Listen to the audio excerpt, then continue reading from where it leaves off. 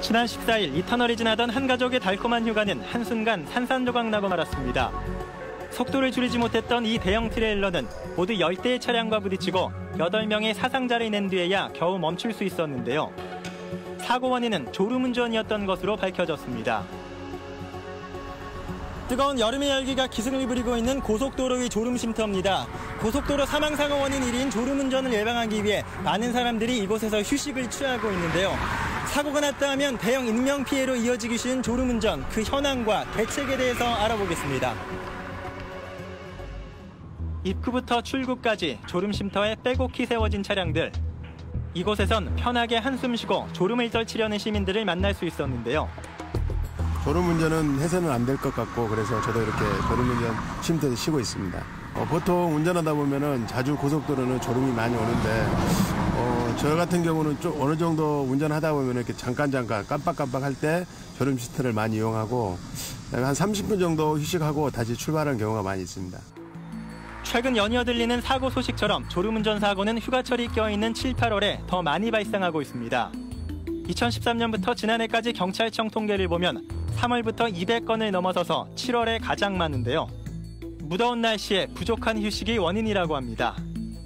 자동차 안에서 밀폐된 공간에서 에어컨을 장시간 사용하다 보면 이산화탄소 농도는 높아지고 산소 농도는 낮아지거든요.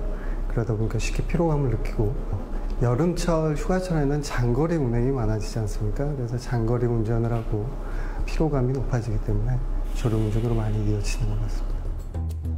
지난달 17일에도 영동고속도로 봉평터널에서 졸음운전으로 인해 4명이 숨지고 37명이 다치는 대형 사고가 발생했습니다. 애꿎은 타인의 목숨까지 앗아가는 졸음운전. 얼마나 위험한 행동인 걸까요? 졸음운전은 일부 학자들이 말하듯이 0.17 상태에서의 음주운전이나 동일하다고 합니다. 곧 성인이 소주 2병을 마시고 운전한 것과 동일하다고 볼 수 있는데요. 특히나 이제 무의식주의 운전을 하게 되니까 인지 능력이나 이에 대한 반응 능력이 정상인에 비해 현저하게 떨어지기 때문에 아주 위험한 운전 행태라고 볼 수 있겠습니다. 졸고 있는 상태에선 상황 대처 능력이 현저히 떨어지기 때문에 졸음쉼터 등에서의 휴식을 권고하는데요. 하지만 졸음쉼터가 오히려 사고를 부추긴다는 지적도 끊이지 않고 있습니다. 2011년부터 3년간 졸음쉼터에서만 57건의 사고가 발생. 제각각인 진출입로 설치 기준이 원인으로 꼽히고 있습니다. 이쪽 졸음쉼터는 좀 좁더라고요. 아무래도 좀 들어오는 차하고 나가는 차가 있다고 했을 때는 사고 위험이 있겠죠. 진출입차로에 대한 설치 기준 등 여러 가지 기준에 대해서 복합적으로 전반적으로 검토를 할 거예요. 지금은 현재 이제 도로공사에서 자체적인 기준을 만들어서 쓰고 있었는데 졸음쉼터에 맞는 변속차로라 하거든요.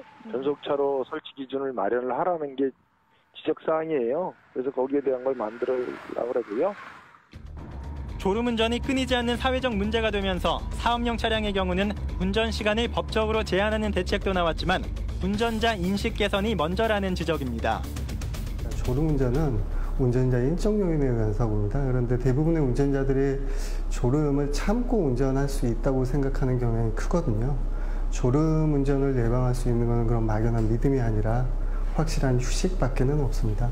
그래서 조금이라도 졸음이 느껴지면 꼭 휴게소나 졸음쉼터에서 휴식을 취하시길 권해드리고요. 음주운전과 마찬가지로 졸음운전 역시 예고된 살인이라고 말합니다. 나는 버틸 수 있다는 한순간의 방심이 자신은 물론 다른 사람들의 삶까지 뺏을 수 있다는 것을 명심하고 안전운전에 주의를 기울여야겠습니다. 지금까지 이슈인 뉴스였습니다.